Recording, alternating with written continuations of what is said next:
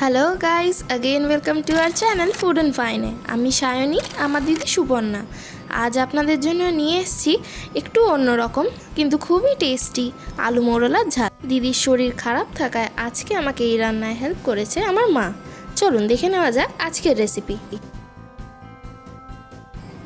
মৌরলা মাছ 300 গ্রাম, 3টে আলু, 3টে পেঁয়াজ, 3টে টমেটো, কাঁচা লঙ্কা, ধনেপাতা, নুন, শুকনো লঙ্কা গুঁড়ো 1/2 টেবিল স্পুন, হলুদ গুঁড়ো 1/2 টেবিল স্পুন, চিনি অপশনাল, মিক্স মশলা 1 থেকে 2 টেবিল স্পুন, কালো জিরে 1/2 টিস্পুন,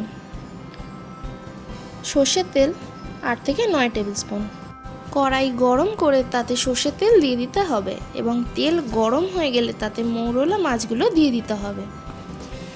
এদিক ওদিক করে মাছগুলো ভালো করে ভেজে নিতে হবে। ভাজা হয়ে গেলে একটি পাত্রে তুলে রাখতে হবে।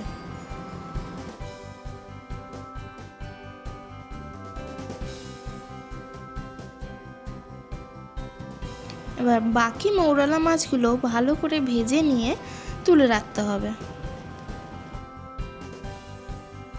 আমাদের রান্না ভালো লেগে থাকলে অবশ্যই লাইক কমেন্ট করতে ভুলবেন না এবং সাবস্ক্রাইব করবেন।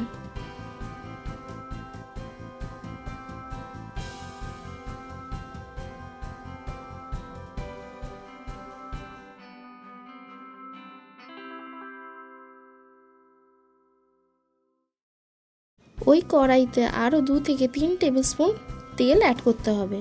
তেল গরম হয়ে গেলে কালো জিরে ফোড়ন দিয়ে একটু নেড়ে নিতে হবে। নেড়ে আলুগুলো দিয়ে দিতে হবে।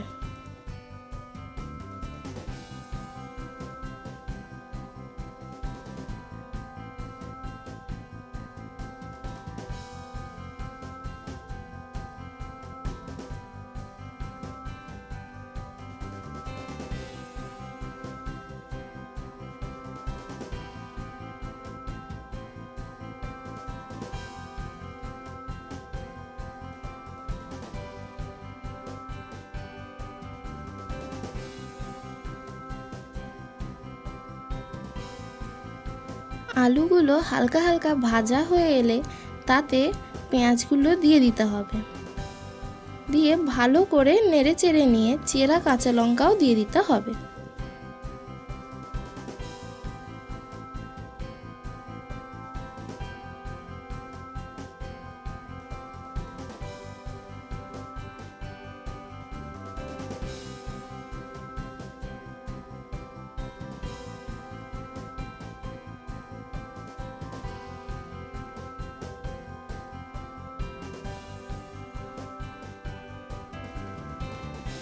এবার টমেটোটা দিয়ে দিতে হবে।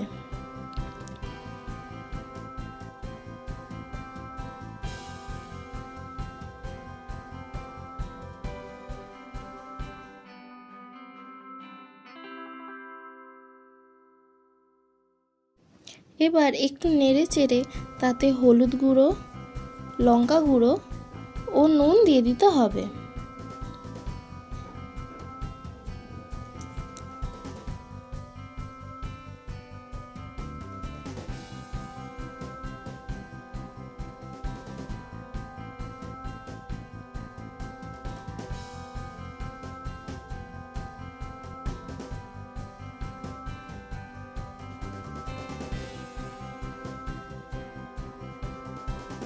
এবার উপর থেকে ছড়িয়ে দিতে হবে মিক্স মশলা।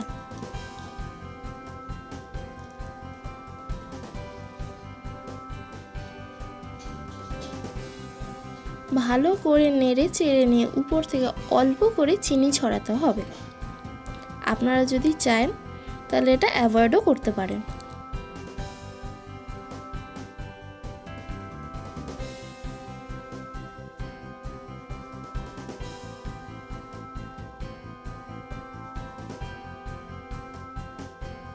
ভালো করে নাড়াচাড়া করার পর আগে থেকে ভেজে রাখা মাছগুলো দিয়ে দিতে হবে। দিয়ে ঢাকা দিয়ে দিতে হবে 7 থেকে 8 মিনিটের জন্য।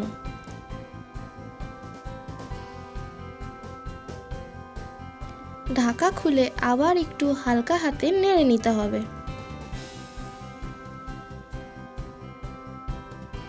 আবার ঢাকা দিয়ে কিছুক্ষণ রান্না করে তেল ছাড়লে ঢাকা খুলে উপর দিয়ে ধনেপাতা ছড়িয়ে দিতে হবে।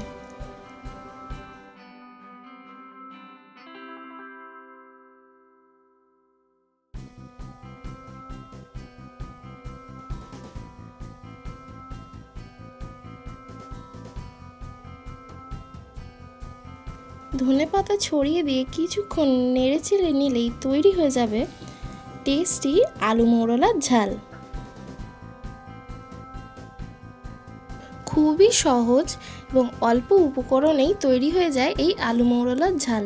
আপনারা বাড়িতে অবশ্যই চেষ্টা করুন এবং কেমন লাগলো আমাদের কমেন্টে অবশ্যই জানান। ভালো লাগলে লাইক, কমেন্ট, সাবস্ক্রাইব করতে ভুলবেন না। দেখা হচ্ছে পরের ভিডিওতে।